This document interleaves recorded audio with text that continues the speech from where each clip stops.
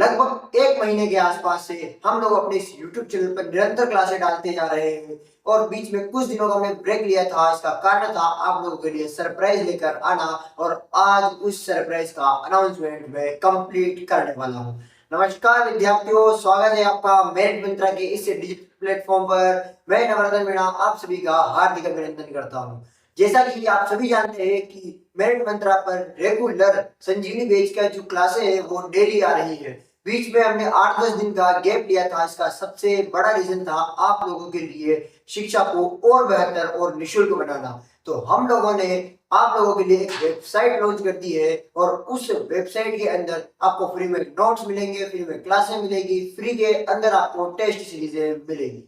Classes के लिए YouTube, notes के लिए टेलीग्राम और टेस्ट के लिए आप दूसरी वेबसाइट से परचेस करना है, किसी ऐप या किसी भी जो है बड़ी बड़ी कोचिंग से आप खरीदते थे। लेकिन अब मेरिट मंत्रा आपको यह सब कुछ एकदम फ्री में देने वाला है और ये सब मिलेगा मेरिट मंत्रा की वेबसाइट पर। वेबसाइट का लिंक 1-2 दिन के अंदर आप सभी के सामने रिवील कर दिया जाएगा, जिससे कि आप वेबसाइट पर लॉगिन कर अपने जो है फ्री टेस्ट, फ्री नोट्स और फ्री की क्लासेस देख सकते हैं। वहां पर आपको बार बार अलग अलग जगह पर जाने की जरूरत नहीं पड़ेगी। तो आज की हमारी क्लास जो है वो चौहान वंश के ऊपर होने वाली है और ये हमारी एक ही क्लास है जिसके अंदर हम अजमेर के चौहानों को कंप्लीट करने वाले हैं। इस क्लास को अपन लोग ज्यादा लंबा नहीं करेंगे, लेकिन इसी क्लास के अंदर अपन लोग कंप्लीट चौहान वंश को कवर कर लेंगे। एक और गुड न्यूज, बहुत जल्द ही आप लोगों की ज्योग्राफी की महामैराथन क्लास आने वाली है, जिसके अंदर हम कंप्लीट ज्योग्राफी को एक ही बार में कवर कर लेंगे। डिटेल में पढ़ने के लिए हमारी प्लेलिस्ट देख सकते हो ज्योग्राफी के कंप्लीट कोर्स वाली, और बाकी उस मैराथन क्लास के अंदर पूरे सिलेबस का एक ही क्लास के अंदर रिवीजन हो जाएगा। क्लास छोटी मोटी नहीं होने वाली, काफी बड़ी होने वाली है, इसीलिए इस चैनल को सब्सक्राइब जरूर कर लेना ताकि आप लोगों को उस क्लास का नोटिफिकेशन सबसे मिले। डिस्क्रिप्शन के अंदर ही टेलीग्राम का लिंक है, तो उसे भी जल्दी से ज्वाइन कर लेना और कुछ ही दिनों के अंदर वेबसाइट लॉन्च होगी तो उसकी सबसे पहले लिंक टेलीग्राम पर ही आएगी, तो उसे ज्वाइन करना ना भूलें। चलिए शुरू करते हैं अपनी आज की इस क्लास को। तो चलिए शुरू करते हैं अपनी इस क्लास में, जिसमें हम चौहान वंश को पढ़ने वाले हैं। मैंने शुरू में बता दिया है और आज केवल अजमेर के चौहान को पढ़ेंगे, फिर उसके बाद नेक्स्ट चौहान वंश को शुरू करेंगे। फिर ऐसे करते करते अपन लोग अपने सारे चौहान वंश को भी कंप्लीट कर लेंगे। देखो, जो अपने अजमेर के चौहान है उसके कुछ बेसिक्स को पढ़ेंगे। शुरू की 2 स्लाइड के अंदर अपन लोग जो है चौहान वंश के सारे बेसिक शासक को पढ़ेंगे। उसके बाद में अपन लोग अजमेर के चौहान वंश के प्रमुख शासकों को शुरू कर देंगे और सारे शासकों को पढ़ने के बाद में अपन लोग जैसे ये क्वेश्चन आंसर आ चुके हैं इनको सॉल्व करेंगे, जिससे अपना जो रिवीजन है ना वो काफ़ी बेहतर हो जाएगा। देखो, आपको पता है मैं हर क्लास के बाद में यानी कि फ्लो चार्ट्स लाता हूँ, उसके बाद में क्वेश्चन आंसर्स लेकर आता हूँ जो आपके लिए काफ़ी ज़्यादा इंपॉर्टेंट होते हैं। और ये क्वेश्चन आंसर ऐसे है कि ये क्वेश्चन आंसर जो है अपने नोट्स को ठीक है फुल एनालाइज किया गया है और फिर उसके अकॉर्डिंग बनाया गया है। और आपको पता ही है कि जो नोट्स है उससे बाहर कुछ भी नहीं है। कंप्लीट नोट्स के अंदर जितनी भी डिटेल्स है उस चीज़ से संबंधित, उस वर्ड से संबंधित वो कंप्लीट आपको बताई गई है। इसीलिए आप लोग जो है इस क्लास को एंड तक जरूर देखना, क्लास को स्किप मत करना, क्लास को शुरू से लेकर एंड तक जरूर देखना। 2x पे देखो, 1x पे देखो, 1.5x पे देखो, किसी पे भी देखो, कोई मतलब नहीं है उससे, लेकिन मतलब इससे कि आपको समझ में आना चाहिए। चलिए अब देखो शुरू करते हैं। ठीक है, तो देखो स्थापना की बात करते हैं। चौहान वंश की जो स्थापना थी, इसके स्रोत वगैरह की, चौहान वंश के स्रोत कहाँ से मिले हुए हैं, तो देखो चौहान वंश की जो स्थापना थी वो वासुदेव चौहान के द्वारा की गई थी। किनके द्वारा की गई थी? वासुदेव चौहान के द्वारा की गई थी। अगर राजधानी की बात करें तो वासुदेव चौहान जो थे इन्होंने अपनी राजधानी बनाई थी अहिछत्रपुर नागौर को। एक सीधा सा क्वेश्चन बन चुका है, चौहान वंश की सर्वप्रथम राजधानी कौन सी थी? अहिछत्रपुर, जिसे क्या कहते हैं वर्तमान में नागौर कहते हैं। किन्होंने बनाया? चौहान वंश के वासुदेव जो चौहान थे इन्होंने इस राजधानी को बनाया था। क्या बनाया? अहिछत्रपुर नागौर, जिन्होंने क्या बनाया? इसे अपनी राजधानी बनाया। इन्होंने अपनी कुल देवी बनाई थी शाकंभरी देवी, जो कहाँ पर स्थित है? सांबर, यानी कि शाकंभरी देवी को क्या बनाया इन्होंने? अपने कुल देवी बनाया, जो कहाँ पर है? इनका मंदिर सांबर के अंदर है, यानी कि सांबर झील के पास में है। अब देखो सांबर जो झील है इसका निर्माण भी किसने करवाया था? वासुदेव चौहान ने करवाया था। लेकिन सांबर जो झील है इसका निर्माण वासुदेव चौहान ने तो करवाया, लेकिन इसकी जानकारी कहाँ से मिलती है? वो मिलती है अपने बिजुलिया शिलालेख से मिलती है। किससे मिलती है? बिजुलिया शिलालेख से मिलती है। इसके अलावा भी ये जो छोटी मोटी सी बेसिक सी चीज़ें हैं इनकी जानकारी प्रबंध कोश से भी मिलती है, जिसके लेखक हो चुके हैं राजशेखर। कौन है राजशेखर? क्या है? प्रबंध कोश के लेखक है। ठीक है, अब यहाँ तक क्लियर हो चुका है? कोई डाउट हो तो बताइए। स्थापना किसने की? वासुदेव चौहान ने। राजधानी कौन सी बनाई उन्होंने सर्वप्रथम? अहिछत्रपुर नागौर। कुल देवी कौन थी? शाकंभरी देवी।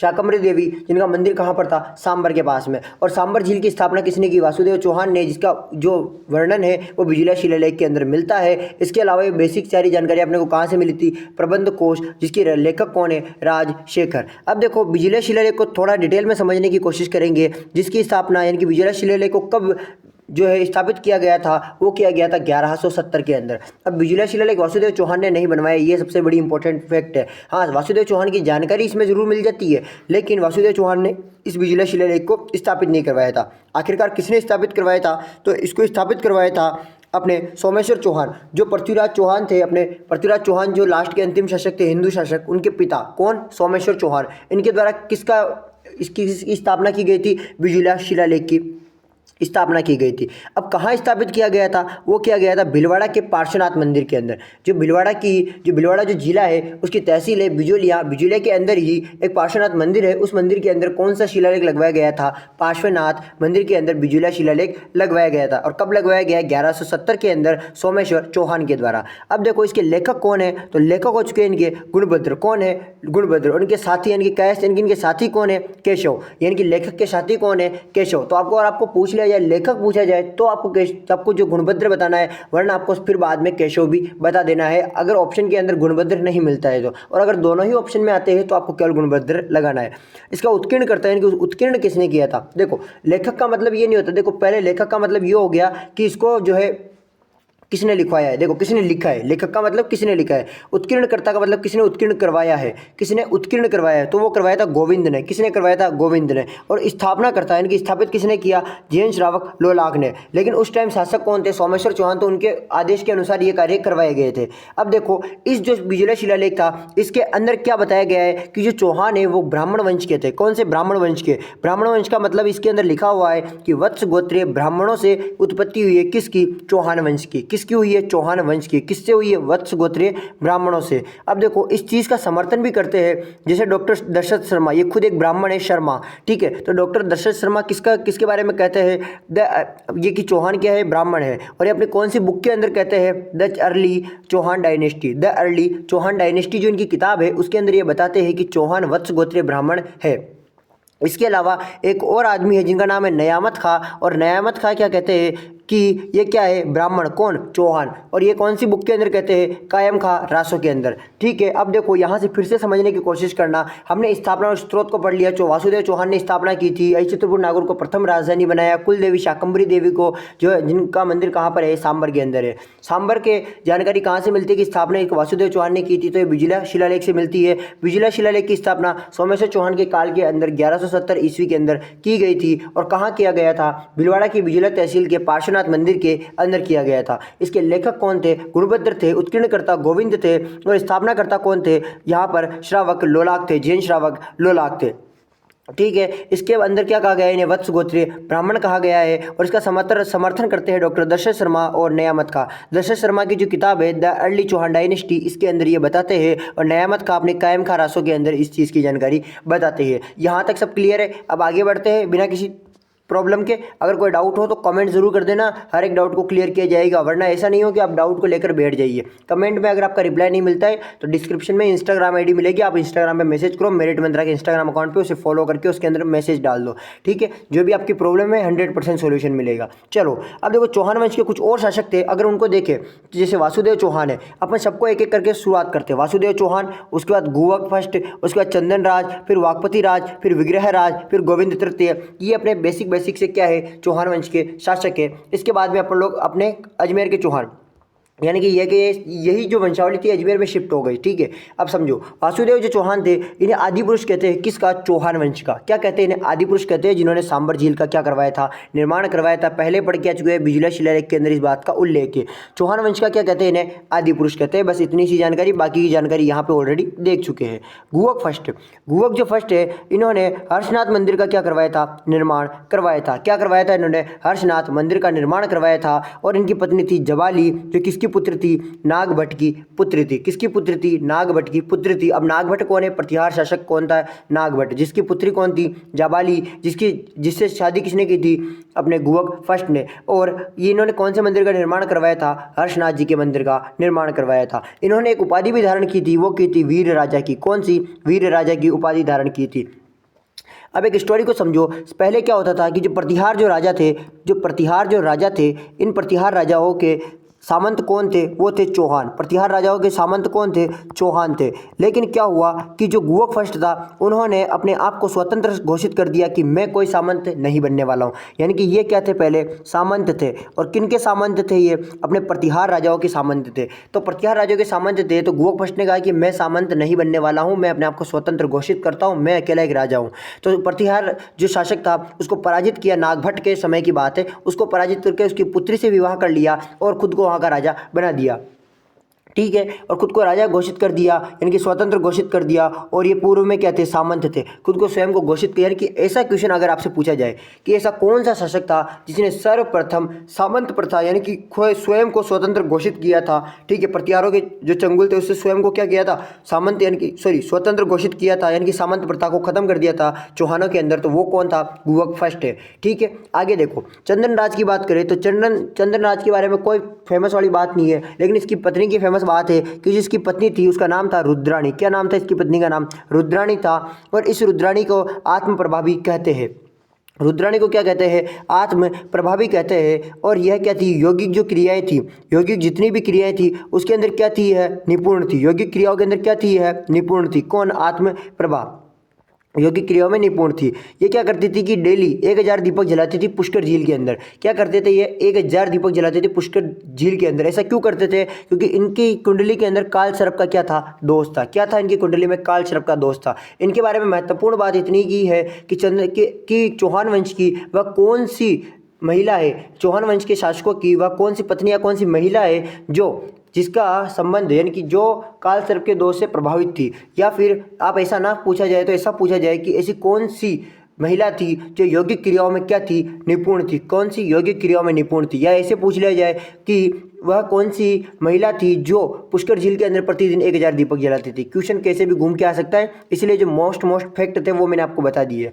वाकपति राज की बात करें तो वाकपति राज जो था इसने क्या किया था? 108 युद्धों के अंदर विजय था। यानी कि 108 युद्ध इसने विजय किए थे। किसने? वाकपति राज ने। अब वाकपति राज के दो बेटे थे, एक था पुत्र सिंहराज, एक था पुत्र लक्ष्मण देव। दो बेटे थे, पुत्र सिंहराज और लक्ष्मण देव। सिंहराज ने क्या किया? महाराजाधिराज की क्या कर दी थी? उपाधि धारण की थी।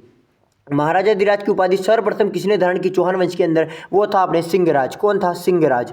अब लक्ष्मण देव की क्या मुख्य बात है? जो नाडोल के जो चौहान है उसकी स्थापना कौन करता है? लक्ष्मण देव करता है। कब करता है? 960 ईस्वी के अंदर। कब करता है? 960 ईस्वी के अंदर क्या करता है? यह नाडोल के शासकों की यानी कि नाडोल के चौहानों की नींव रखता है। कौन रखता है? लक्ष्मण देव, जो किसका पुत्र था? वाकपति राज का। किसका भाई था? सिंहराज का। और सिंहराज ने महाराजाधिराज की उपाधि धारण की थी। चलो अब आगे की अगर फैक्ट को देखें तो यहाँ पर विग्रहराज और को पढ़ते हैं तो विग्रहराज जो द्वितीय था, इस विग्रहराज द्वितीय की मुख्य बात है कि जो चालुक्य शासक मूलराज फर्स्ट था इसको पराजित कर दिया था। किसने? विग्रहराज सेकंड ने।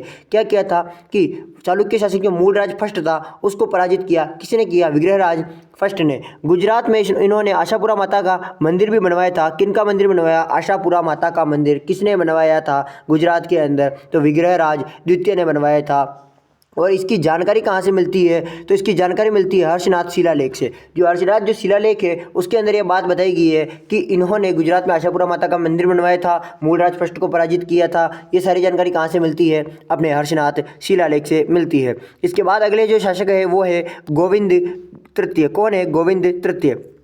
गोविंद तृतीय को समझो तो गोविंद जो तृतीय थे इनको कहा जाता है कि फरिश्ता के अनुसार, फरिश्ता किताब है उसके अनुसार क्या है कि गजनी के जो आक्रमणकारी थे उनको मारवाड़ की सीमा में ही रोक दिया था। किसने रोका था? गोविंद तृतीय ने। किसे रोक दिया था? गजनी के जितने भी आक्रमणकारी थे उनको मारवाड़ की सीमा में ही रोक दिया था। और इन्होंने फिर उसके बाद उपाधि धारण कर ली थी वेरी गट की, यानी कि दुश्मनों के संहारक की उपाधि इन्होंने धारण कर ली थी। अब ये जानकारियाँ कहाँ पर मिलती है? तो ये जानकारी मिलती है पृथ्वीराज विजय के ग्रंथ के अंदर। पृथ्वीराज विजय का जो ग्रंथ है ये किसने लिखा था? ये लिखा था जयानक ने। देखो यहाँ पर भी जय है, यहाँ पर भी जय है। विजय से जयानक भट्ट ने इसे क्या लिखा था? पृथ्वीराज विजय लिखा था। मोस्ट इंपॉर्टेंट है, चौहान वंश के अंदर सबसे ज़्यादा महत्वपूर्ण रचनाएं हैं जो रचनाएं पूछी जाती है। अब आपके अजमेर के चौहान यहाँ से प्रारंभ होते हैं और सबसे पहले अपन लोग अजय राज को पढ़ने वाले हैं, जो किसके पुत्र थे, पृथ्वीराज फर्स्ट के पुत्र थे। कौन? अजय राज। अब अजय राज जो थे, इनको 1113 में इन्होंने जो थी गद्दी, 1113 के अंदर कुछ कार्य किए थे। अब देखो क्या क्या काम किए थे। 1113 के अंदर इन्होंने अजमेर के नगर को बसाया था और अजमेर नगर को बसाकर उसको क्या बना लिया, अपनी राजधानी बना लिया। अजमेर नगर को बसाकर क्या किया, अपनी राजधानी बना लिया। उसके अलावा वहीं पर ही एक दुर्ग बनाया, अजमेरू दुर्ग या अजमेरूगढ़ बनवाया था, जिसे तारागढ़ या गढ़ बीटली भी कहते हैं। ठीक है, क्वेश्चन आ जाए अजमेरूगढ़ या दुर्ग का निर्माण किसने करवाया था, तो आपका आंसर होना चाहिए यहाँ पर क्या होना चाहिए, अजय राज। किसने? अजय राज ने। और 1113 ईस्वी के अंदर इन्होंने अजमेर को अपनी राजधानी बना लिया था। सबसे पहली बात तो यहाँ समझो कि देखो, आपसे पूछा जाए कि अहिचित्रपुर नागौर को राजधानी किसने बनाया, वासुदेव चौहान ने। क्वेश्चन पूछ लिया जाए कि अजमेर चौहान वंश में अजमेर को सर्वप्रथम राजधानी किसने बनाया था, तो आपका आंसर होना चाहिए यहाँ पर अजय राज। क्या होना चाहिए? अजय राज। आगे देखो कि इनकी जो कुछ उपलब्धियां थी, जैसे पार्श्वनाथ मंदिर के अंदर स्वर्ण कलश चढ़ाया, किन्होंने? अजय राज ने। दिगंबर और श्वेतांबरों के मध्य क्या करवाया था इन्होंने, शास्त्रार्थ, और उसकी अध्यक्षता किसने की? अजय राज ने। दिगंबर और जो श्वेतांबर जितने भी वो जैन धर्म के जो शास्त्रार्थ करवाया था इन्होंने, कि दिगंबर और श्वेतांबर जैन धर्म के दो मत होते हैं, इनके मध्य में क्या करवाया था, शास्त्र, यानी कि शास्त्रों के द्वारा जो शस्त्र नहीं शास्त्र यानी कि ज्ञान के आधार पर क्या करवाया था, इनकी लड़ाई करवाई थी, यानी कि जो प्रतियोगिता करवाई थी, और उस प्रतियोगिता की अध्यक्षता किसने की? अजय राज ने की थी। अब मालवा के जो शासक थे नरवर्मन, उनको पराजित किया किन्होंने किया था? अजय राज ने। और इनके जो सेनापति सुलहन थे उनको बंदी बना लिया था।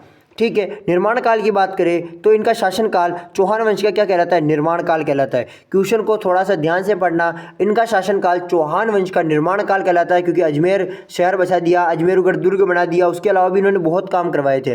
ठीक है, तो ये क्या कहलाता है, निर्माण काल कहलाता है। आगे हम पढ़ेंगे चौहान वंश का स्वर्ण काल, तो वह आता है विग्रहराज चतुर्थ, तो उसे भी अपन लोग आगे पढ़ेंगे। इन्होंने अपने टाइम में सिक्के चलवाए थे, सिक्के चलवाए थे, जिनमें से एक टाइप का जो सिक्का था उस पर तो इन्होंने खुद का नाम लिखवाया था, और एक टाइप का सिक्का था जिस पर इन्होंने अपनी पत्नी सोमल लेखा या सोमल देवी का नाम लिखवाया था, और वो थे तांबे और चांदी के सिक्के। जो तांबे के सिक्के थे उन पर तो इनके स्वयं का नाम लिखवाया था, और चांदी के सिक्के पर इनकी पत्नी यानी कि रानी सोमल देवती का नाम लिखाया था। ठीक है, अब इन्होंने अजमेर दुर्ग जो अजमेर शहर बसाया था उसके बारे में एक छोटी मोटी सी अपनी जो है जानकारियाँ है। जैसे अजमेर को अपन क्या कहते हैं, राजस्थान का हृदय कहते हैं। अजमेर को क्या कहते हैं, राजपुताने की कुंजी भी कहते हैं। अंडों की टोकरी किसे कहते हैं, अजमेर को कहते हैं। अरावली का अरमान किसे कहते हैं, अजमेर को कहते हैं। बिशप हेबर यानी कि राजस्थान का जिब्राल्टर किसे कहते हैं, अजमेर को कहते हैं। ये सारी जानकारी किससे मिलती है अपने को, यानी कि ये सारे के सारे नाम किसके हैं, अपने अजमेर के। किसके हैं, अजमेर के हैं। जिसकी स्थापना किसने की, अजय राज ने की थी, जो किसके पुत्र थे, पृथ्वीराज फर्स्ट के पुत्र थे। और कब की स्थापना, 1113 ईस्वी के अंदर। टाइम पीरियड बहुत ज़्यादा महत्वपूर्ण है।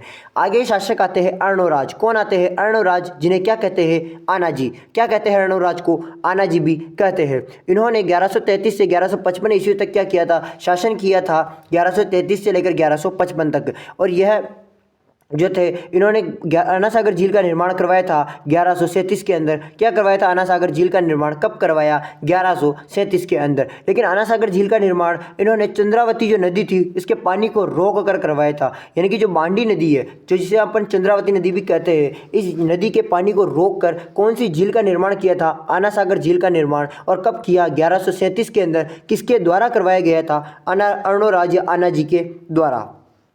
ये जो झील है अन्ना सागर झील, इसी झील के किनारे आपके दौलत बाग और बारहदरी स्थापित है। दौलत बाग जो है उसे सुभाष उद्यान भी कहते हैं। अब देखो जो दौलत बाग है इसका निर्माण तो जहांगीर ने करवाया था, और जिसको दौलत सबसे ज़्यादा पसंद थी इसलिए इसने दौलत बाग बना दिया। और बारहदरी का निर्माण शाहजहाँ ने करवाया था। बारहदरी का निर्माण किसने करवाया था, शाहजहाँ ने करवाया था। ठीक है, आपको क्वेश्चन पूछा जा सकता है निम्न में से कौन सी चीज़ जो है अन्ना सागर झील के किनारे नहीं है, तो ऑप्शन में दोनों जो है आ सकते हैं, और उसके बाद आ जाए ए और बी दोनों ही है, या फिर इनमें से कोई नहीं, ऐसे कुछ भी आपसे क्वेश्चन पूछा जा सकता है। या फिर आपसे पूछा जा सकता है दौलत बाग का निर्माण किसने करवाया था, जहांगीर ने करवाया था। या फिर दौलत बाग कहाँ स्थित है, अन्ना सागर झील के किनारे। बारादरी कहाँ पर है, ये अन्ना सागर झील के किनारे, जिसका निर्माण शाहजहाँ ने करवाया था। अब देखो ये जो दौलत बाग है, इस दौलत बाग के अंदर जो है गुलाब है और इन गुलाबों से इत्र बनाया था। सबसे गुलाब से इत्र बनाने का आविष्कार किसने किया था? असमत बेगम ने, जो नूरजहां की क्या थी? माँ थी। नूरजहां की क्या थी? माँ थी, जिन्होंने क्या बनाया था? गुलाब से इत्र बनाया था सुभाष उद्यान यानी कि दौलत बाग के अंदर। इसके अलावा जो अपने अर्णोराज थे यानी कि आना जी थे, इन्होंने वराह मंदिर का निर्माण भी करवाया था। किसका निर्माण करवाया इन्होंने? वराह मंदिर का निर्माण भी करवाया था। और यह वराह मंदिर कहाँ बनवाया था? पुष्कर के अंदर बनवाया था। इसके अलावा इन्होंने विवाह जो किया था वो चालुक्य शासक जयसिंह सिद्धराज की जो पुत्री थी कांचन देवी, इनकी पत्नी का क्या नाम हो चुका है? कांचन देवी, जो किसकी पुत्री थी? जयसिंह सिद्धराज, जो कौन से शासक, कौन से वंश के थे? चालुक्य शासक थे। ठीक है, अब चालुक्य कहाँ पे आ चुके? गुजरात के अंदर। तो सीधा से यहाँ पे है कि गुजरात के जयसिंह सिद्धराज की पुत्री कांचन देवी से विवाह किसने किया? अर्णोराज ने किया था। वराह मंदिर का निर्माण किसने करवाया? अर्णोराज ने करवाया था। ये बहुत महत्वपूर्ण फैक्ट्स है। देखो यहाँ तक आपको क्लियर हो चुका है तो कमेंट करके ज़रूर बताना कि आपको कहाँ तक की जो है क्लियर हो, कहाँ तक आप इस क्लास को देख रहे हो। इसके अलावा ये ज़रूर बताना कि अगर आपको कोई डाउट है तो उसे ज़रूर कमेंट करना, ताकि हमें पता चल सके कि कौन सी चीज़ आपको समझ में नहीं आई तो उसे और बेहतर तरीके से समझाने का प्रयास किया जाए। इनके जो दरबारी विद्वान थे उनके ऊपर अगर अपन देखें तो देवबोध और धर्मघोष दो प्रमुख दरबारी विद्वान थे। देवबोध और धर्मघोष क्या थे? इनके दरबारी विद्वान थे। इनकी अगर हत्या की थी, देखो इनकी भी हत्या कर दी गई थी। और हत्या किसने की थी? इनके खुद के ही पुत्र जगदेव ने इनकी क्या कर दी? हत्या कर दी। अब देखो जगदेव ने अगर हत्या कर दी, किसकी? पिता की हत्या कर दी, तो उसको क्या कहते हैं? पिता की हत्या करने वाले को पितृहंता कहते हैं। क्या कहते हैं? पितृहंता कहते हैं। और पितृहंता कौन है? जगदेव। जगदेव ने किसकी मृत्यु की थी? अर्णोराज यानी कि आना जी की मृत्यु कर दी थी, यानी कि इनको जो था मार दिया था। और इसे क्या कहते हैं? पितृहंता कहते हैं। इसने क्या कर दिया? अपने ही पिता की हत्या कर दी, इसलिए क्या कहते हैं? इसे चौहान वंश का पितृहंता कहते हैं। चौहान वंश का पितृहंता, प्रथम पितृहंता भी यही हो गया। ठीक है, इसके बाद का पितृहंता की इसके जो है अजमेर के अंदर नहीं है। प्रथम कौन है चौहान वंश के अंदर पितृहंता? जगदेव हो चुका है। यहाँ तक सब कुछ क्लियर हो चुका है ना, कि अपन लोगों ने यहाँ पर चौहान वंश का जो बेसिक पढ़ लिया है। ठीक है, उसके अंदर अपन लोगों ने सारे जो छोटे मोटे जितने भी शासक थे, ठीक है, महत्वपूर्ण जो शासक थे उनको अपन ने पढ़ लिया। उसके बाद अपन ने अजमेर के चौहान के अंदर अजय राज और अपने आना जी को पढ़ लिया है। अब अपने कौन बच रहे हैं? जो बड़े बड़े शासक, जैसे कि अपने विग्रहराज चतुर्थ बच रहा है, जो बहुत बड़े शासक है यह भी। इसके बाद में कुछ और शासक जैसे पृथ्वीराज द्वितीय आ चुके हैं, सोमेश्वर चौहान, फिर उसके बाद पृथ्वीराज चौहान। इनको पढ़ने के बाद में इनकी पूरी डिटेल पढ़ेंगे। विग्रहराज चतुर्थ और पृथ्वीराज चौहान तृतीय, ये दोनों के दोनों काफ़ी महत्वपूर्ण राजाओं में से एक है। इसके बाद क्वेश्चन आंसर अपन लोग अपने शुरू कर देंगे। अब देखो यहाँ तक क्लियर है? अगर यहाँ तक समझ में आ चुका है तो फटाफट से कमेंट कर दो कि सर यहाँ तक तो समझ में आ चुका है। चलो अभी विग्रहराज को समझते हैं। विग्रहराज चतुर्थ की अगर हम बात करें तो बिसल देव भी इन्हें कहते हैं, जिन्होंने 1158 से 1163 तक अपना शासन संभाला था। कब से कब तक? 1158 से 1163 तक। अब देखो 1155 में इनकी हत्या कर दी गई थी। 3 साल तक जगदेव रहा, लेकिन जनता ने उन्हें स्वीकार नहीं किया और उन्हें बहिष्कृत करके विग्रहराज चतुर्थ को क्या बना दिया गया था? राजा बना दिया गया 3 साल बाद में। विग्रहराज चतुर्थ जो था, इन्होंने उपाधियां धारण की थी कवि बांधव की, जिन्हें कटिबंधु भी कहते हैं, और कंठाभरण की इनके उपाधियां धारण की थी।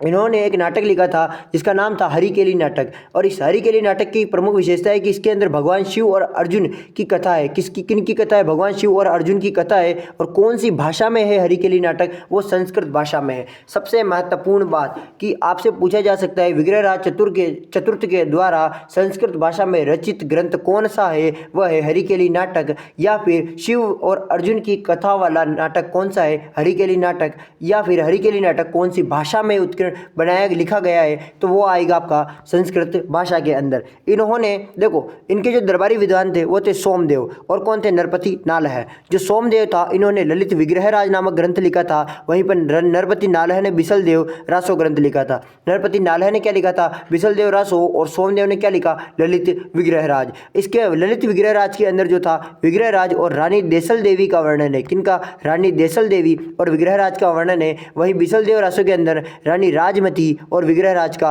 वर्णन है, जिसके अंदर श्रृंगार रस का प्रयोग किया गया है। सबसे मोस्ट इंपोर्टेंट गोल्डन एरा यानी कि स्वर्ण काल। ठीक है, चौहान वंश का क्या कहलाता है? स्वर्ण काल। चौहान वंश का स्वर्ण काल जो है वो विग्रहराज चतुर्थ के समय को कहा जाता है। चौहान वंश का स्वर्ण काल। चौहान वंश का निर्माण काल अजय राज। ठीक है, अब देखो किलहोर्ण ने तुलना की थी। किलहोर्ण जो था उन्होंने विग्रहराज की तुलना कालिदास और भवभूति से की है। किससे की है? कालिदास और भवभूति से की है। किसकी तुलना की है? ठीक है। विग्रह राज की तुलना किससे की है? कालिदास और भवभूति से। किसने की है? किलहॉर्न ने की है। किलहॉर्न एक विदेशी आदमी है जिन्होंने क्या किसकी विग्रह राज की तुलना किससे की है? कालिदास और भवभूति से। अब देखो विग्रह राज जो चतुर्थ थे इन्होंने बिसलपुर बांध भी बनाया था, और बिसलपुर बांध कहाँ पर है? टोंक के अंदर, टोंक में है बिसलपुर बांध, जहाँ पर इन्होंने गोकर्णेश्वर महादेव मंदिर भी बनवाया था। ठीक है, गोकर्णेश्वर महादेव मंदिर कहाँ बनवाया था? बिसलपुर के अंदर बनवाया था, और वहीं पर इन्होंने बिसलपुर बांध भी बनाया था जो कहाँ पर है? टोंक के अंदर है। और बिसलपुर बांध आपको पता ही है बनास नदी के, ठीक है, बनास नदी का पानी रोककर बनाया गया है। अब यहाँ पर आगे देखो, जो बनास नदी का पानी है वो बिसलपुर बांध के अंदर आता है, बनाया नहीं गया है, सॉरी।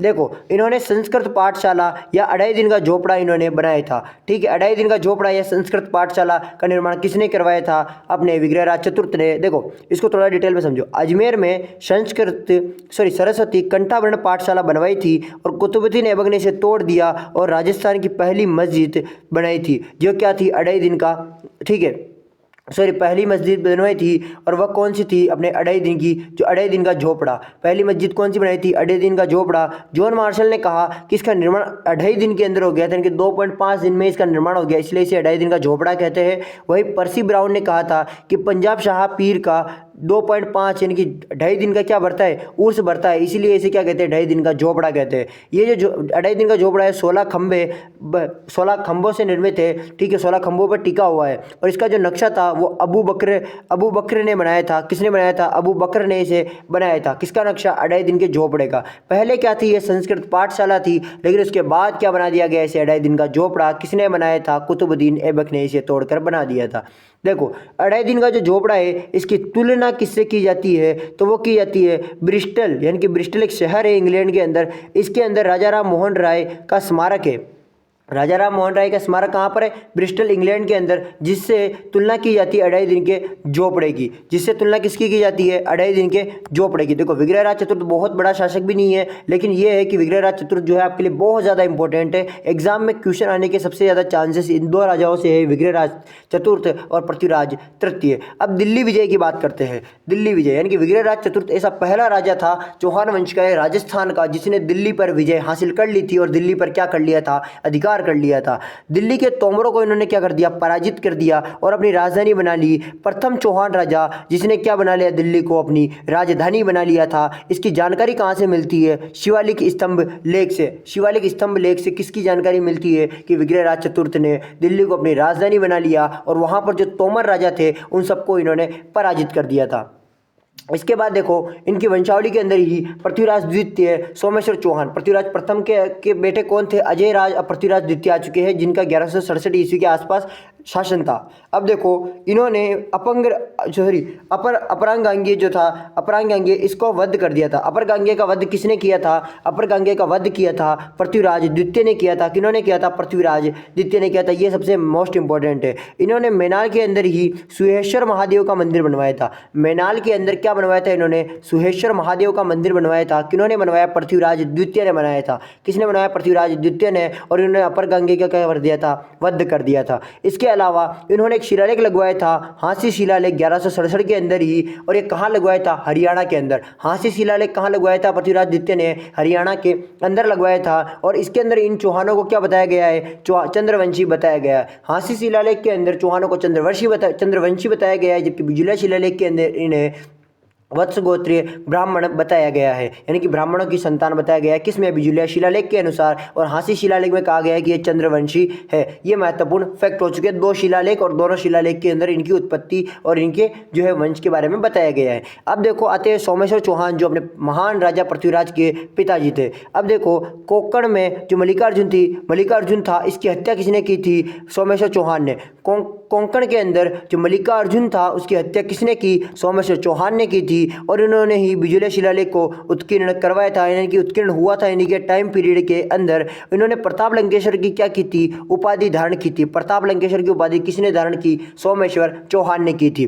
देखो अजमेर में ही अपने पिता अर्णोराज, अपने पिता यानी कि अर्णोराज इन्हीं के पिता थे। ये बेटे सब ये पिता बेटे नहीं है, अर्णोराज के ही ये बेटे हैं, यानी कि दूसरी पत्नी थी उनके जिनके ये बेटे हैं। कौन? सोमेश्वर चौहान। यानी कि अजमेर में अपनी और अपने पिता की क्या लगवा दी इन्होंने? संगमरमर की मूर्तियां लगवाई थी अजमेर के अंदर ही। कहाँ पर? अजमेर के अंदर अपने पिता और अपने स्वयं की मूर्ति लगवाई थी, कहाँ, अजमेर के अंदर। अब देखो पृथ्वीराज चौहान यहाँ से प्रारंभ हो चुके हैं। अपन लोगों ने जो है अजमेर के चौहानों को पढ़ लिया है, अजमेर के चौहानों को अपन लोगों ने पढ़ लिया है, कंप्लीट पढ़ लिया है। अब केवल पृथ्वीराज तृतीय ही बच रहे हैं। इसके अलावा हम लोगों ने जो चौहान थे इनकी उत्पत्ति से लेकर इन चौहानों के लास्ट एंड तक देख लिया है कि चौहान जो थे अजमेर के अंदर कहाँ से कहाँ तक रहे थे। ये सबसे ज़्यादा महत्वपूर्ण था। और चौहान वंश जो है ये अजमेर के चौहान ज़्यादा महत्वपूर्ण है पूरे चौहानों के अंदर में। सबसे ज़्यादा इंपॉर्टेंट भी अजमेर के ही है। इसका रीज़न ये है कि यहाँ पर पृथ्वीराज जो तृतीय थे इन्होंने दिल्ली पर राज किया था। उसके अलावा विग्रहराज जो चतुर्थ थे इन्होंने सर्वप्रथम दिल्ली पर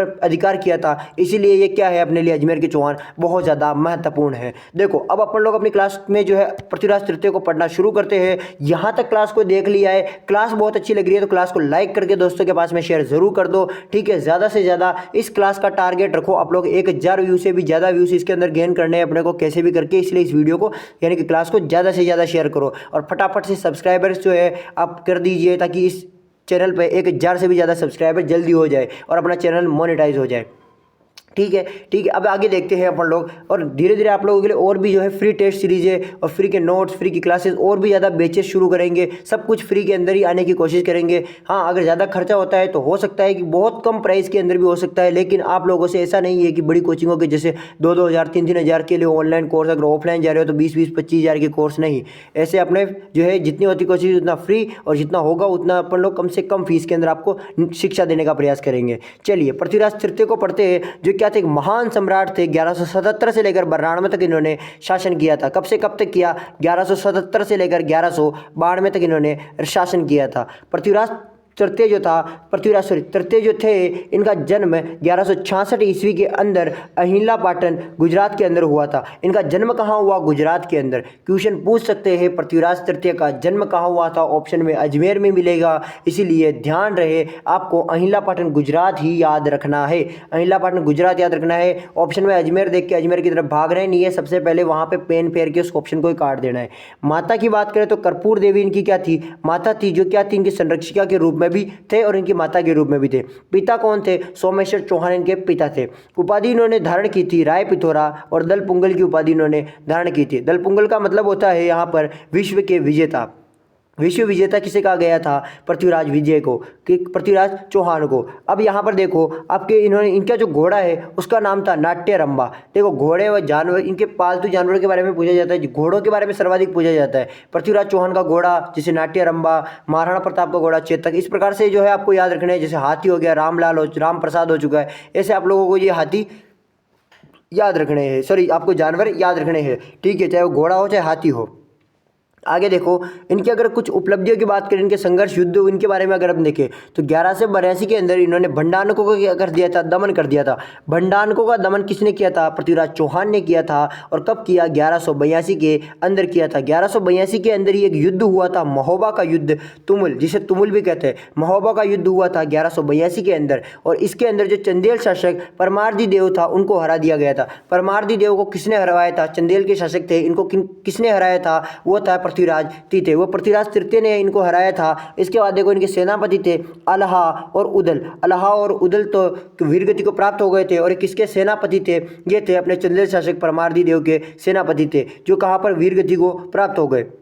और ये जो जानकारी है यानी कि ये युद्ध हुआ था, इसके अंदर ये वीरगति को प्राप्त हो गए, परमार्दी देव हार गए, इसकी जानकारी मिलती है अल्हा खंड के अंदर। किसके अंदर मिलती है? अल्हा खंड के अंदर इसकी जानकारी मिलती है। उसके बाद 2 साल बाद में 1184 के अंदर नागौर का युद्ध हो गया था। किसका युद्ध हो गया था? नागौर का युद्ध हो गया था। कब? 2 साल बाद में नागौर का युद्ध हुआ था। और उसके अंदर जो चालुक्य शासक थे, चालुक्य शासक जो भीमद्वितीय थे, इनके विरुद्ध ये युद्ध हुआ था। और 1187 के अंदर जगदेव प्रतिहार द्वारा क्या कर लिया गया था? फिर संधि करके इसे शांत कर दिया, इस माहौल को शांत कर दिया गया था युद्ध वाले।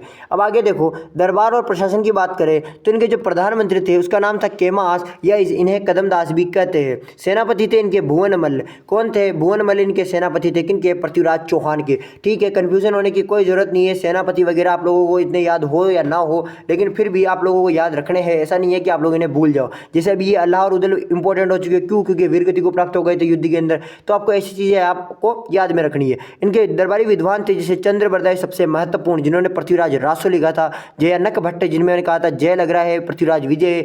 इसके अलावा जनार्दन, वागीश्वर, विश्वरूप, विद्यापति गौड़ और आशाधर, ये सब क्या थे? इनके दरबारी विद्वान थे। प्रधानमंत्री कदमदास हो चुके हैं, सेनापति भुवनमल हो चुके हैं। अब चौहान शासक और गढ़वालों के बीच में एक विवाद हुआ था। अब देखो, आप सभी को पता है या नहीं है वो मैं आपको पता नहीं है, लेकिन मैं अब आपको जो है इसको क्लियर करने वाला हूँ। चौहान और गढ़वालों के बीच में एक विवाद हुआ था, जिसमें जो संयोगिता थी, ये पृथ्वीराज संयोगिता जो थी, ये पृथ्वीराज की क्या थी, प्रेमिका थी। और ये इनके विवाह के लिए जयचंद्र गढ़वाल ने साफ साफ मना कर दिया था, इसीलिए ये विवाद हुआ था। देखो, कन्नौज के जो जयचंद्र गढ़वाल थे, इनसे इनका विवाद हुआ था। ठीक है, अब पृथ्वीराज विजय जो थे पावरफुल राजा थे, दिल्ली के राजा थे, तो उन्होंने संयोगिता से जब कन्नौज वाले शासक ने मना कर दिया, तो पृथ्वीराज विजय ने क्या, जो पृथ्वीराज चौहान थे, इन्होंने क्या कर लिया, संयोगिता जी का हरण कर लिया। और हरण करने के बाद में जयचंद गढ़वाल ने मोहम्मद गजनी को बुला लिया भारत के अंदर, और फिर पृथ्वीराज विजय के खिलाफ जो है षड्यंत्र रचे और आक्रमण करने का इन्होंने प्लान बनाया था। तो जयचंद गढ़वाल ही थे जिन्होंने सबसे पहले मोहम्मद गौरी को कहाँ बुलाया था, भारत के अंदर बुलाया था।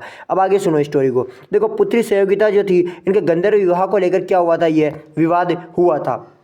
जब मोहम्मद गौरी आ गया, तो मोहम्मद गौरी का प्रवेश कहाँ से हो गया, 1178 में गुजरात के रास्ते से इन्होंने क्या किया था, प्रथम प्रवेश किया था। और मूलराज जो द्वितीय था, इनकी नायिका देवी के नेतृत्व में, मूलराज द्वितीय ने नायिका देवी जो महिला थी, इनके नेतृत्व के अंदर आबू के युद्ध में हरा दिया था। किसको, मोहम्मद गौरी को। किसको हरा दिया था, मोहम्मद गौरी को। क्योंकि जब विदेशी अपने भारत के अंदर आते हैं तो भारतीयों का खून खोल उठता है और वह हमला करने के लिए तैयार हो जाते हैं, चाहे वो किसी भी राज्य या देश से क्यों ना हो। तो इसीलिए मोहम्मद गौरी को सर्वप्रथम किसने पराजित कर दिया था, अपने मूलराज फर्स्ट की जो मूलराज फर्स्ट जो था, इनके तरफ से लड़ती हुई नायिका देवी ने इसे पराजित कर दिया था। और युद्ध का क्या नाम था, आबू के युद्ध में मोहम्मद गौरी को सर्वप्रथम हराया गया था।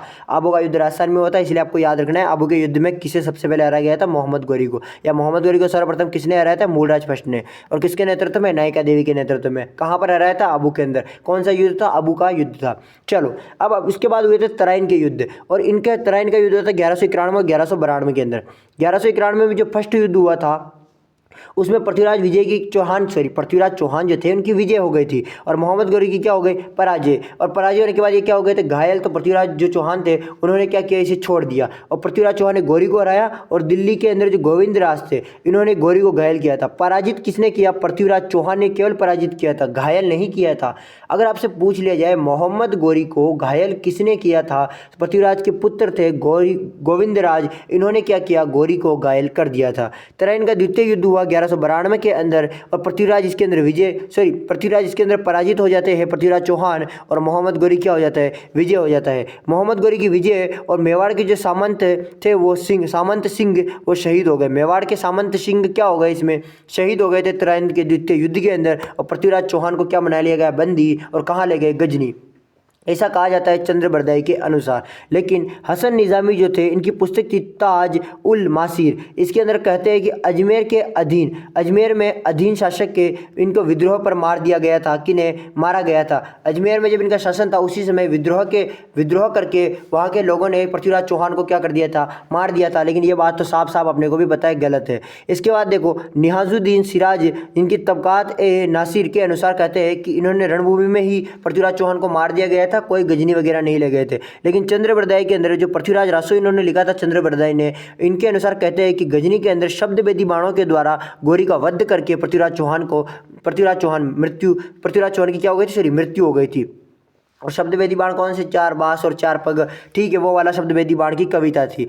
आगे देखो, यहाँ पर आगे जो अब अपन देखते हैं वो है कि गौरी की विजय के क्या कारण थे, प्रमुख कारण देखते हैं। अगर गौरी की विजय के, तो जो गौरी था उसकी प्रमुख विजय का कारण था वो था कि ये पड़ोसी राज्यों में जो था पृथ्वीराज चौहान जो थे, इनके वैमनस्य यानी कि इनका विरोध हो गया था। जैसे गुजरात से भी ये चौहान लड़ पड़ते थे, ठीक है, कन्नौज से भी लड़ पड़े, इसलिए क्या हो गया, इनके पड़ोसी राज्यों से तो इनका अच्छी बनती नहीं थी, तो इसीलिए गौरी जो था विजय होने के कारण ज़्यादा हो गए, किसी ने सहायता नहीं की। गौरी को तैयारी का समय दे दिया, 1 साल दे दिया, पूरा 1191 में हराया, वापस भेज दिया, भाई जा। फिर उसके बाद 1192 में वापस आ गया और उसको समय मिल गया। गौरी ने अपनी कूटनीतियों से इनको हराया था, किनको, पृथ्वीराज चौहान को। और इन्होंने क्या किया, देखो, अपने पृथ्वीराज चौहान जो थे ये हाथियों का उपयोग करते थे युद्ध के अंदर, वहीं पर गौरी लाया था घोड़े, और घोड़े जो थे तेज़ दौड़ते थे, इसीलिए घोड़े तेज़ दौड़ते थे तो फटाफट से वो आगे निकल जाते थे, और हाथी जो वो घूमते उतनी देर में तो घोड़े पीछे की साइड से युद्ध को कवर करके आ जाते थे।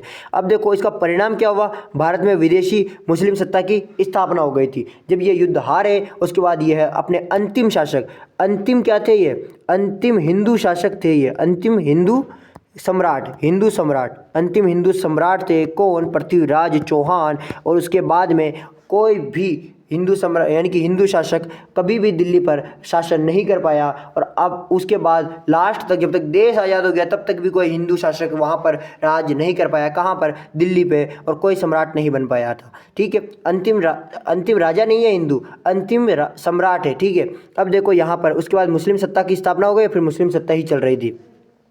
अब देखो फिर उसके बाद देखते हैं यहाँ पर कि कहा जाता है कि इनका मोहम्मद गोरी का और पृथ्वीराज चौहान का जो आमना सामना हुआ था वो प्रबंध चिंतामणि के अनुसार 23 बार हुआ था। कितनी बार? 23 बार हुआ था। वहीं पर पृथ्वीराज रासो के अनुसार 21 बार हुआ था इनका आमना सामना। कितनी बार? 21 बार। ये ज़्यादा महत्वपूर्ण है। अब देखो युद्ध के पश्चात की अगर घटनाक्रम की बात करें तो गौरी ने अजमेर सौंप दिया किसको? गोविंद राज उसके पुत्र को। और फिर हरिराज ने इसका विद्रोह कर दिया और गोविंद जो राज था वो कहाँ चला गया? रणथंबोर चला गया। कहाँ चला गया? रणथंबोर चला गया था। ठीक है, रणथंबोर जाने के बाद में रणथंबोर जाके इसने रणथंबोर में चौहान वंश की स्थापना कर दी और अजमेर का प्रशासक बना दिया गया था मीर सैयद हुसैन, यानी कि मीरान शाह को क्या बना दिया गया? फिर अजमेर का प्रशासक बना दिया गया था। इंपॉर्टेंट, अजमेर का प्रशासक किसे बनाया गया था? मीर सैयद हुसैन को। और गोविंद जो राज था वो कहाँ चले गए थे?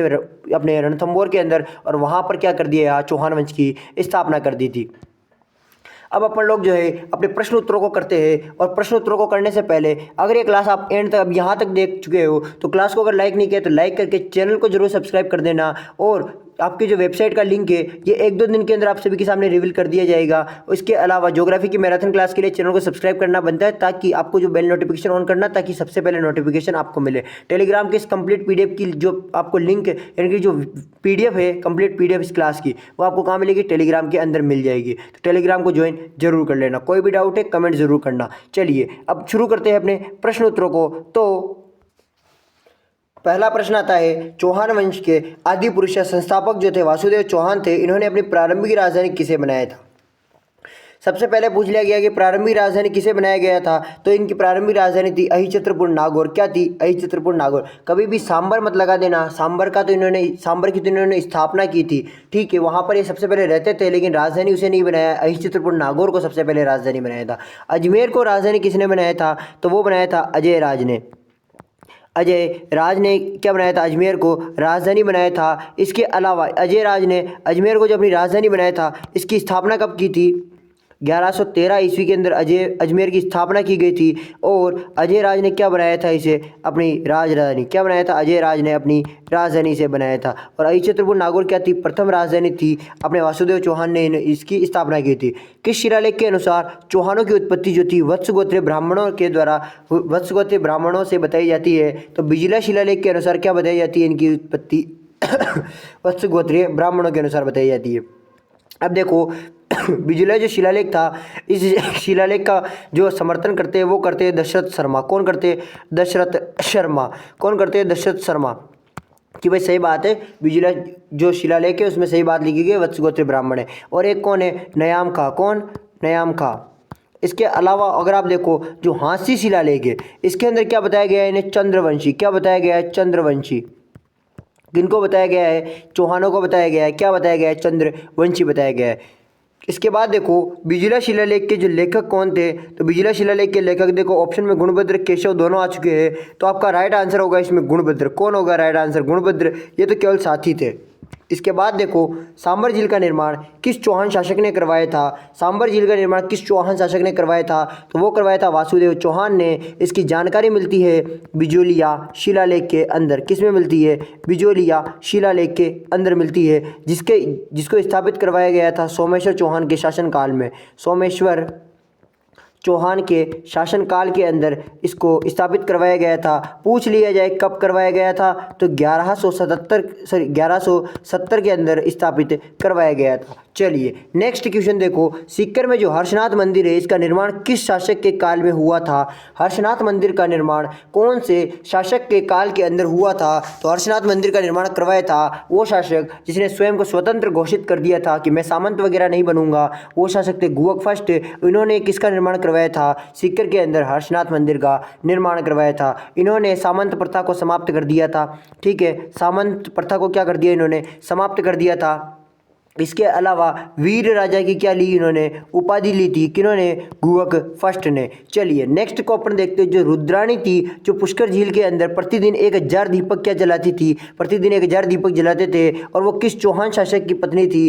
तो मैंने कहा था कि चंदन राज का तो इसमें कोई योगदान नहीं है, लेकिन इनकी जो पत्नी है उसका इसके अंदर अपने को पढ़ना इंपॉर्टेंट है। तो ये चंदन राज की पत्नी थी जो प्रतिदिन 1000 दीपक जलाते थे, और इनके किस्मत यानी कि इनकी कुंडली में काल सर्प का क्या था, काल सर्प का दोष था। क्या था, काल सर्प के निवारण के लिए ये कार्य करते थे, और यह यौगिक क्रियाओं के अंदर यानी यौगिक क्रियाओं के अंदर क्या थे, निपुण थे। यौगिक क्रियाओं के अंदर क्या थे, यौगिक क्रियाओं में निपुण थे। इसके अलावा रुद्राणी जो है इन्हीं का दूसरा नाम है आत्मप्रभा। क्या है, आत्मप्रभा। क्या है इनका दूसरा नाम, आत्मप्रभा। चलिए नेक्स्ट क्वेश्चन देखते हैं। चौहान वंश का वह प्रथम शासक कौन सा था जिसने महाराजा अधिराज की उपाधि धारण की थी। मैंने कहा था कि अपने दो वागपति राज के दो बेटे हुए थे, एक था सिंहराज और एक था ठीक है लक्ष्मण देव। एक कौन था, सिंहराज, और एक था लक्ष्मण देव। सिंहराज ने महाराजा अधिराज की उपाधि धारण की थी। वहीं पर जो लक्ष्मण देव था, कौन, लक्ष्मण देव, इन्होंने 960 ईस्वी के अंदर 960 ईस्वी के अंदर क्या किया था, नाडोल के चौहान वंश की नींव रखी थी। क्या की थी, नाडोल के जो चौहान वंश थे इसकी क्या रखी थी, नींव रखी थी। ये अपन लोगों ने यहाँ पे पढ़ा था। ठीक है, आगे देखो। वेरीगट्टी की उपाधि किस शासक को दी गई थी। देखो मारवाड़ की सीमा पर ही गजनी के जो आक्रमणकारी थे उनको रोक दिया था। किन्होंने रोक दिया था, गोविंद तृतीय ने रोक दिया था। कहाँ पर रोक दिया था, मारवाड़ की सीमा पर ही रोक दिया था। मारवाड़ की सीमा पर रोक दिया था। और किनको रोका गया था, गजनी आक्रमणकारियों को। किनको रोका गया था, गजनी आक्रमणकारियों को। गजनी आक्रमणकारियों को रोक दिया गया था। किसने रोका था, गोविंद तृतीय ने। और इसी खुशी में इन्होंने वेरीगट्टी की उपाधि धारण कर ली थी। किसकी, वेरीगट्टी की उपाधि धारण कर ली थी। अब देखो इसकी जानकारी कहाँ मिलती है, इसकी जानकारी मिलती है पृथ्वीराज विजय के अंदर, जिसके लेखक कौन थे, जयानक भट्ट। कौन थे, जयानक भट्ट थे। और इन्होंने कौन सी रचना की थी, पृथ्वीराज विजय की रचना थी। क्या थी, पृथ्वीराज विजय। क्या थी, पृथ्वीराज विजय। ठीक है, हाँ हो सकता है थोड़ा कचरा वगैरह दिख रहा हो, इनकी सांप नहीं दिख रहे हो, ठीक है, लेकिन कोई बात नहीं। आप कोशिश करो, क्योंकि मैंने ऑलरेडी नोट्स के अंदर इसको क्लियरली समझाया हुआ है, ताकि आप लोग जो है यहाँ पर अगर मैं कैसे भी लिखूँ तो आप लोग समझ सको। ठीक है, मेरी बातों को सुनने की कोशिश करो। यहाँ पर लिखा हुआ हो सकता है समझ में ना आए। अजयराज चौहान ने अजमेरू नगर की स्थापना कब की थी, यानी कि अजमेर नगर की स्थापना अजयराज चौहान ने कब की थी। पढ़कर आए थे 1113 ईस्वी के अंदर अजमेर नगर की स्थापना की थी, अजयराज चौहान के द्वारा की गई थी। और इसी के अंदर अजमेरू गढ़ यानी कि जो दुर्ग भी बनाया गया था इसी नाम से। ठीक है, जिसे तारागढ़ भी कहते हैं। क्या कहते हैं, तारागढ़ भी कहते हैं। किसे कहते हैं, अजमेरू गढ़ को कहते हैं। तारागढ़ के अलावा भी इसे और नाम से कहते हैं, वो है गढ़ बीठली। क्या कहते हैं, गढ़ बीठली। क्या कहते हैं, गढ़ बीठली भी इसे कहते हैं। राजस्थान का हृदय भी अपने अजमेर को ही कहते हैं। चलिए, अंडों की टोकरी, ये भी ऐसे बहुत सारे इसके नाम हैं।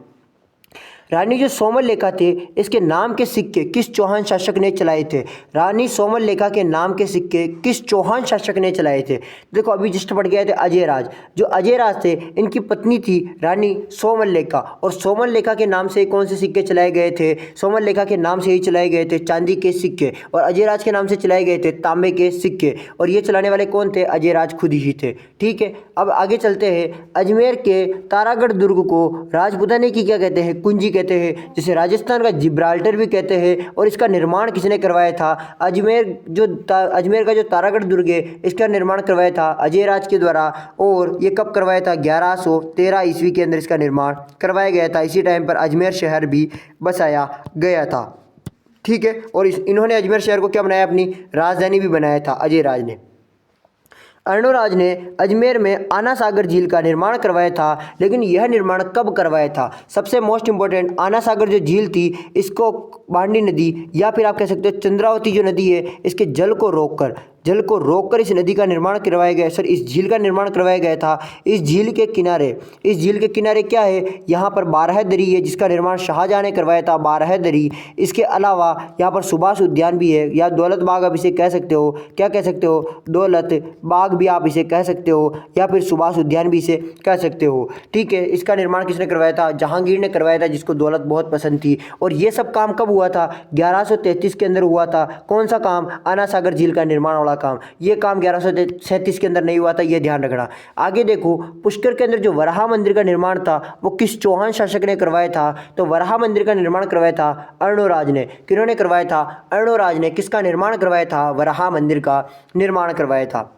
नेक्स्ट क्वेश्चन, चौहान वंश का पितृहंता किसे कहा जाता है? चौहान वंश का पितृहंता, अब देखो, चौहान वंश का पितृहंता कहा जाता है जगदेव को। और जो जगदेव था इसने अजय राज की हत्या कर दी थी। किसकी कर दी? अजय राज की, सॉरी अर्णोराज की, यहाँ पे मिस्टेक हो चुकी है। अर्णोराज की क्या कर दी थी? हत्या कर दी थी। किसने कर दी थी? जगदेव ने। किसकी? अर्णोराज की। अर्णोराज, या फिर आप कह सकते हो आनाजी की हत्या किसने कर दी? 1155 के अंदर जगदेव ने कर दी थी। और 3 साल तक इसने शासन किया, लेकिन जनता ने इसे स्वीकार नहीं किया, इसका बहिष्कार कर दिया। और उसके बाद बनते हैं विग्रहराज चतुर्थ। अब आगे देखते हैं, किस चौहान शासक के काल को स्वर्णकाल कहा जाता है? देखो, यहाँ पर अपन 2 पार्ट पढ़ के आए थे। एक आता है आपका स्वर्णकाल, एक क्या आता है? स्वर्णकाल। एक आता है स्वर्णकाल, ठीक है, एक तो आता है स्वर्णकाल, वहीं पर एक आता है निर्माण काल। क्या आता है? निर्माण काल। अब देखो, स्वर्ण काल और निर्माण काल के अंदर क्या डिफरेंट है? तो देखो, निर्माण काल आता है आप लोगों के अजय राज के संदर्भ में। किसके संदर्भ में? निर्माण। स्वर्ण काल तो आता है विग्रहराज चतुर्थ, विग्रहराज चतुर्थ के संदर्भ में। वहीं पर आपका निर्माण काल आता है यहाँ पर अजय राज के संदर्भ में। किसके संदर्भ में? अजय राज के संदर्भ में आता है निर्माण काल, जिन्होंने निर्माण की प्रक्रियाएं करवाई थी, जैसे अजमेर दुर्ग का निर्माण, अजमेर शहर का निर्माण, फिर उसे राजधानी बनवा दिया, सिक्के बनवा दिए। इसकी क्या प्रक्रिया आती है अपने अजय राज के संदर्भ में। तो चौहान वंश का स्वर्ण काल किस शासक के काल को कहा जाता है? तो वो कहा जाता है अर्णोराज के शासन काल को। सॉरी, यहाँ पर विग्रहराज आएगा, मिस्टेक हो गई, ठीक है, विग्रहराज आएगा। क्या आएगा? विग्रहराज चतुर्थ, अभी पढ़ के आए थे जस्ट, ठीक है। विग्रहराज चतुर्थ के शासनकाल को क्या कहते हैं? स्वर्ण काल कहते हैं। और निर्माण काल अजय राज के शासनकाल को कहते हैं। आगे देखो, कवि बांधव या कटिबंधु की उपाधि किस चौहान शासक को दी गई थी? तो कवि बांधव या कटिबंधु की उपाधि विग्रहराज चतुर्थ को दी गई थी। इसके अलावा विग्रहराज चतुर्थ था, इन्होंने विग्रहराज चतुर्थ थे, इन्होंने हरिकेली नाटक भी लिखा था। क्या लिखा था? हरिकेली नाटक भी लिखा था। हरिकेली नाटक लिखा था। और हरिकेली जो नाटक था, इसके अंदर भगवान शिव और अर्जुन की कथा का वर्णन है। शिव व अर्जुन की कथा का क्या है? वर्णन है इसके अंदर। और इसके अलावा अगर देखा जाए तो शिव और अर्जुन की कथा के अलावा यह कौन सी भाषा में है? संस्कृत भाषा के अंदर यह अभिलेख लिखा हुआ है। कौन सी भाषा के अंदर है यह? संस्कृत भाषा के अंदर यह अभिलेख, सॉरी, यह नाटक लिखा गया है। चलिए नेक्स्ट अगर देखते हैं, हरिकेली नाटक की रचना विग्रहराज चतुर्थ ने की थी। और ये कौन सी भाषा में लिखा गया है? अभी जस्ट पढ़कर आए थे, ये संस्कृत भाषा के अंदर यह अभिलेख, ये नाटक लिखा गया है। देखो, अजमेर में स्थित 2.5 दिन का जो झोपड़ा है, ये मूल रूप से क्या था? क्या था का मतलब पास्ट में चला गया। और ये पस्ट में क्या था? यह सरस्वती कंठाभरण, इनकी संस्कृत पाठशाला थी। कौन सा? 2.5 दिन का झोपड़ा। पहले क्या था? संस्कृत पाठशाला था। कहा जाता है कि 2.5 दिन में बन गया था। किसी के द्वारा कहा जाता है कि 2.5 दिन का उर्स लगता है पंजाब पीर शाह का, इसीलिए इसे 2.5 दिन का झोपड़ा कहते हैं। लेकिन निर्माण किसने करवाया? कुतुबुद्दीन ऐबक ने इसका निर्माण करवाया था। 16 खंभों पर यह स्थित है। इसके बाद देखो, यहाँ पर विग्रहराज चतुर्थ के दरबारी विद्वान जो सोमदेव थे, इन्होंने किस ग्रंथ की रचना की थी? तो देखो सोमदेव ने कौन से ग्रंथ की रचना की थी? तो वो करवाई थी अपने ललित विग्रहराज की। कौन से ग्रंथ की इन्होंने रचना की? ललित विग्रहराज की। इसके अलावा नरपति नालय के द्वारा बिसल देव रासो की करी गई थी रचना। किसकी? नरपति नालह। और नरपति नालह ने किसकी रचना की थी? बिसल देव रासो की रचना की थी। और ललित विग्रहराज की रचना क्या थी? किसने की थी? वो थी सोमदेव ने की थी। और कौन से राजा के शासनकाल में थे? विग्रहराज चतुर्थ के शासनकाल की बात है। दिल्ली के जो तोमर शासक थे, इनको पराजित करके दिल्ली को राजधानी बनाने वाले प्रथम चौहान शासक कौन थे? दिल्ली को राजधानी बनाने वाले प्रथम चौहान शासक थे विग्रहराज चतुर्थ। कौन थे? विग्रहराज चतुर्थ थे। ऑप्शन में पृथ्वीराज चौथे भी है, लेकिन ये नहीं होंगे। ये यहाँ के प्रतापी शासक हुए थे, लेकिन इन्होंने क्या किया था? दिल्ली को अधिकार में ले लिया था। इसके बाद देखो, प्रताप लंकेश्वर की उपाधि किस चौहान शासक ने धारण की थी? तो प्रताप लंकेश्वर की जो उपाधि थी वो सोमेश्वर चौहान, जो पृथ्वीराज चौथे के पिता थे, इन्होंने प्रताप लंकेश्वर की क्या की थी? उपाधि धारण की थी। इसके अलावा इन्हीं के टाइम पर प्रमुख बिजोलिया जो शिलालेख है, यह भी इन्हीं के टाइम पर स्थापित किया गया था। आगे देखो, पृथ्वीराज जो तृतीय थे इनका जन्म 1166 के अंदर तो हुआ था, लेकिन हुआ कहाँ पर था? ऑप्शन के अंदर अजमेर आ चुका है। आपको अजमेर को देखते सबसे पहले यहाँ से पेन फेर के से कट कर देना है, लेकिन आपका राइट आंसर हो जाएगा अहिल्या पाटन, जो कहाँ पर है? गुजरात के अंदर है। कहाँ पर है? गुजरात के अंदर है। देखो, पृथ्वीराज तृतीय ने 1177 के अंदर ही अपने शासन की बागडोर संभाल ली थी। कहने का मतलब 11 साल की उम्र के अंदर ही इन्होंने क्या कर लिया था? शासन करना प्रारंभ कर दिया था। और किसके इनके संरक्षिका कौन थी? इनकी माता कर्पूर देवी इनकी संरक्षिका थी। पृथ्वीराज जो चौहान थे तृतीय, इनकी माता का नाम क्या था जिन्होंने इनकी अल्पायु में संरक्षिका के रूप में कार्य करना शुरू कर दिया था? अभी जस्ट बताया था, कर्पूर देवी क्या थी? इनकी माता थी जिन्होंने इनके संरक्षिका के रूप में कार्य करना प्रारंभ किया था। अब देखो, पृथ्वीराज जो तृतीय थे इनको किस नाम से अलग नाम था? उनको किस नाम से जाना जाता था? तो इन्हें दल पुंगल के नाम से भी जाना जाता था, इन्हें राय पिथौरा के नाम से भी जाना जाता था। और ए और बी दोनों सही होंगे, ये बात भी एकदम सही है। वेरीगट्टी के रूप में इन्हें नहीं जाना जाता था। ये थे अपने गुवक तृतीय जिन्हें वेरीगट्टी के रूप में जाना जाता था। लेकिन यहाँ पर दल पुंगल और राय पिथौरा यानी कि ए और बी दोनों राइट आंसर हो जाएंगे।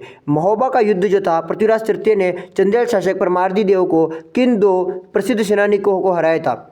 कहने का मतलब महोबा का जो युद्ध हुआ था पृथ्वीराज चौहान तृतीय के मध्य, ठीक है, और ये किसके मध्य हुआ था? पृथ्वीराज चौहान और चंदेल शासक परमार्दी देव के मध्य। इसके अंदर, और ये युद्ध कौन सा था? महोबा का युद्ध। इसके अंदर जिनके दो सेनापति थे परमार्दी देव के, वो मारे गए थे। लेकिन वो कौन से सेनापति थे? तो वो थे अल्लाह और उदल। कौन से? अल्लाह और उदल। और अल्लाह खंड के अंदर किसकी जानकारी मिलती है? इस पूरे युद्ध की जानकारी मिलती है। पृथ्वीराज विजय के ग्रंथ के रचयिता कौन थे? पृथ्वीराज विजय, लास्ट में जय, लास्ट में जय, शुरू में जय, जयानक। पृथ्वीराज विजय के रचयिता कौन थे? अपने जयानक भट्ट। नरपति नारायण ने क्या लिखा था?